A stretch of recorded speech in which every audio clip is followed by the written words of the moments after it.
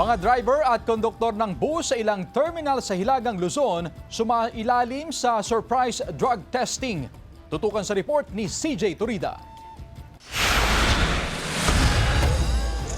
Sinuyod ng mga otoridad ang mga terminal ng bus at van sa Baguio City kaninang umaga. Isinailalim sa random drug testing ang mga driver at konduktor. Masigurado natin na hindi sila gumagamit ng drugs. Kapag ang driver ay under the influence ng drugs, hindi tayo nakakasigurado sa safety ng mga passengers natin. Inikot ng K9 dogs ang terminal at mga bus unit, pati ang mga bagahe ng mga pasahero. Talagang yung riding public yung concern namin dito. Kaya tinitingnan din namin yung mga safety requirements like yung mga fire extinguisher, tatlo yan battery, ganun sana, yung tires.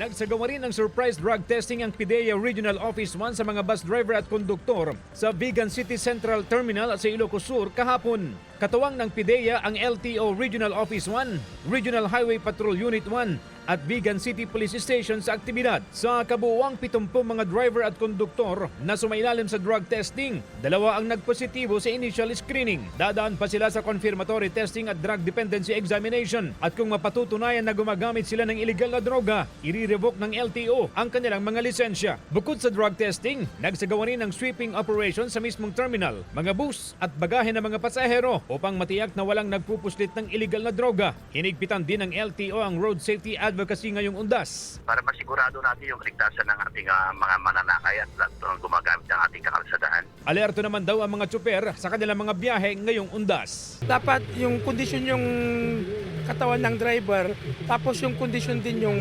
sasakyan. Kasama si Ron Taniedo, CJ Torida, One North Central Luzon.